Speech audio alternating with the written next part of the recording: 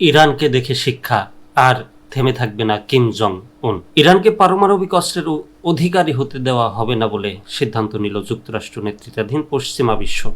এ নিয়ে দর কষাকষি ও সম্ভাব্য চুক্তির আলোচনার মধ্যেই তেহরানের হামলা করে বসল তেল আবিব।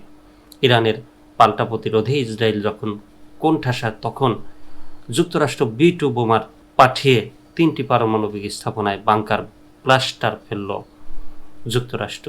বিশ্বমোড়লের এমন আগ্রাসী কাণ্ডে ক্ষুব্ধ প্রতিরোধী শক্তি, বিশেষ করে পশ্চিমা বিশ্বের চাপে থাকা উত্তর কোরিয়া, ইরানের পরিস্থিতি থেকে শিক্ষা নিচ্ছে।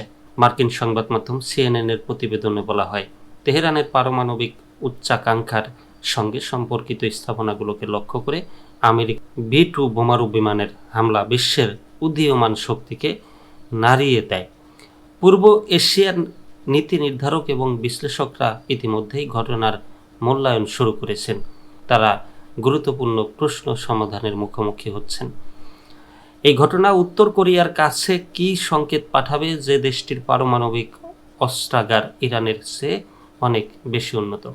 বিশেষজ্ঞরা সতর্ক করছেন, ওয়াশিংটনের সামরিক পদক্ষেপ পিয়ংইয়ংয়ের অস্ত্র কর্মসূচি ত্বরান্বিত করার এবং রাশিয়ার সঙ্গে সহযোগিতা গভীর করার সংকল্পকে আরও শক্ত করতে পারে। পাশাপাশি কিম জং উনের পশ্চিমা বিশ্ববিরোধী বিশ্বাসকে আরও শক্তিশালী করতে পারে। উত্তর কোরিয়ার মনে করা স্বাভাবিক যে কোনো দেশের শাসন ব্যবস্থা পরিবর্তনে মার্কিন প্রচারণা বিরুদ্ধে পারমাণবিক অস্ত্রই চূড়ান্ত।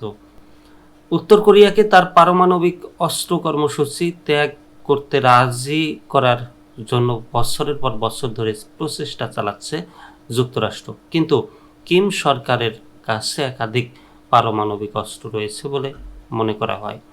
এই সঙ্গে এমন ক্ষেপণাস্ত্র রয়েছে যা সম্ভাব্যভাবে যুক্তরাষ্ট্রে পৌঁছাতে পারে, যার অর্থ কোরিয়ান উপদ্বীপে যে কোনো সম্ভাব্য সামরিক হামলার ঝুঁকি অনেক বেশি হবে। দক্ষিণ কোরিয়ার কিম উংনাম বিশ্ববিদ্যালয়ের উত্তর কোরিয়ান গবেষণার অধ্যাপক লিম হৌর-চুল বলেন, ইরানের পারমাণবিক স্থাপনায় প্রেসিডেন্ট ট্রাম্পের হামলা নিঃসন্দেহে উত্তর কোরিয়ার শাসন ব্যবস্থা টিকে থাকার এবং পারমাণবিক অস্ত্র তৈরির দীর্ঘস্থায়ী নীতির বৈধতাকে আরও জোরদার করবে। উত্তর কোরিয়া হুমকি হিসেবে দেখে এবং সম্ভবত পূর্ব সামরিক পারমাণবিক ক্ষেপণাস্ত্র হামলার জন্য নিজস্ব সক্ষমতা বৃদ্ধির প্রচেষ্টা ত্বরান্বিত করবে।